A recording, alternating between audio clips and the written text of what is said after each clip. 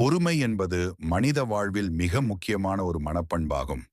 வாழ்க்கையில் எதிர்பாராத சவால்கள், தாமதங்கள், தோல்விகள், மன அழுத்தங்கள் போன்றவை ஏற்படும்போது அவற்றை அமைதியாக எதிர்கொள்ள உதவும் சக்திதான் பொறுமை சக்தி. பொறுமை இல்லாத வாழ்க்கை அவசரம், கோபம், தவறான முடிவுகள் மற்றும் மன அமைதி இழப்பு ஆகியவற்றை ஏற்படுத்தும். ஆகவே பொறுமை சக்தியை வளர்த்துக் கொள்வது ஒவ்வொரு மனிதனுக்கும் அவசியமான ஒன்றாகும். முதலில் பொறுமை ஒரு பிறப்பியல்பு அல்ல, பயிற்சியால் வளர்க்கப்படும் ஒரு திறன் என்பதை நாம் புரிந்து கொள்ள வேண்டும். சிறு வயதிலிருந்து சிலருக்கு இயல்பாக அமைதி இருக்கலாம்.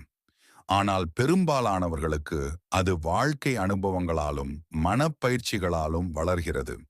அதற்கான முதல் படி நம்முடைய உணர்ச்சிகளை உணர்ந்து ஏற்றுக்கொள்வதே ஆகும். கோபம், விரக்தி அல்லது கவலை ஏற்படும் போது இப்படி உணர்வது தவறல்ல என்று நம்மிடம் நாமே சொல்லிக் கொள்வது பொறுமைக்கான அடிப்படை.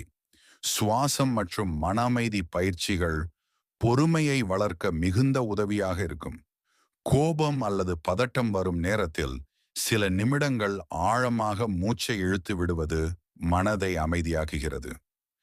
தினமும் தியானம் செய்வது, யோகா பயிற்சி மேற்கொள்வது அல்லது அமைதியான இடத்தில் சில நிமிடங்கள் தனிமையில் அமர்வது மனக்கட்டுப்பாட்டை அதிகரிக்கிறது.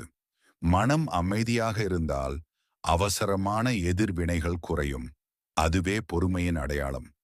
ராஜயோக தியானத்தை சிவபரமாத்மா நேரடியாக பிரம்மா குமாரிகள் மூலமாக கற்றுக் கொடுத்து கொண்டிருக்கிறார்.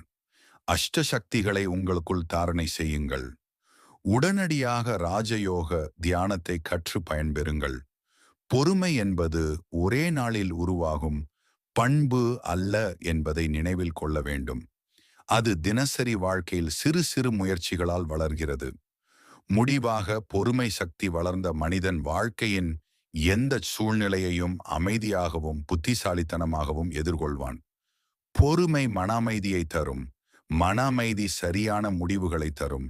சரியான முடிவுகள் வாழ்க்கையில் வெற்றியை தரும்.